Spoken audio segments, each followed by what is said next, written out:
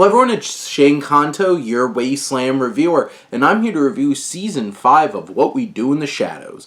And this is my favorite show on television. I absolutely love this show to pieces.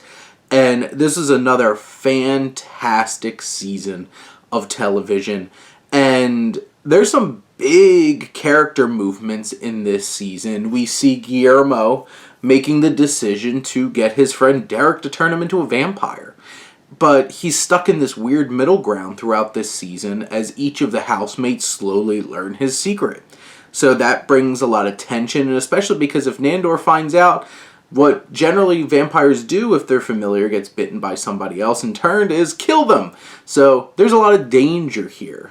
Nandor, I think a lot of the focus is on will he find out, won't he find out, and also the evolution of their relationship. And there's a lot of interesting undertones that are going on in this show, especially in this season, and really deepening the dynamic between Guillermo and Nandor, and really showing how much Nandor really cares about him.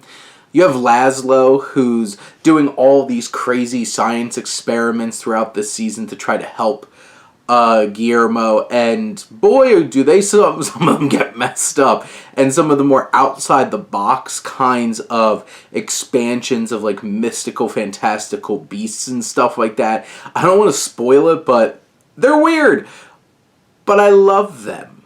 It's crazy. Nadja, she's convinced that she has this curse on her, and she's trying to figure that out throughout this season and actually finding more of a connection back to her family and her people and back to her island.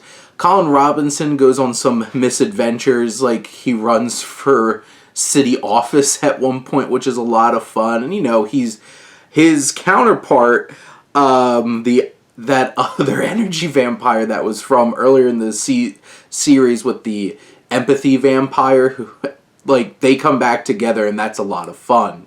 You have the guide gets a much bigger role here, and Kristen Shaw's fantastic. Matt Berry's still the big standout for me, and he's just fantastic. Like, any line delivery that he has is just chef's kiss. Doug Jones has some great moments popping in and out as the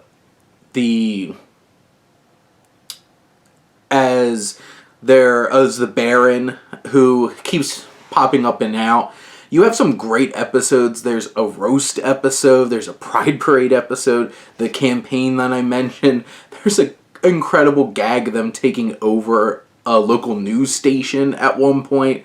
They go to an urgent care for familiars, and the last two episodes in particular really raise the bar and really deliver some amazing laughs this season, and also really help take Guillermo's story in such an interesting, introspective way. This season has tons of laughs, crazy expansion of the world, great character work. This is 5 seasons in, and What We Do in the Shadows is still one of the best shows on television. And I hope they keep coming, because I absolutely love their dynamic. But those are my thoughts on Season 5 of What We Do in the Shadows. Let me know what you think, and let's talk some TV. But thank you as always for tuning in and supporting your Wasteland reviewer.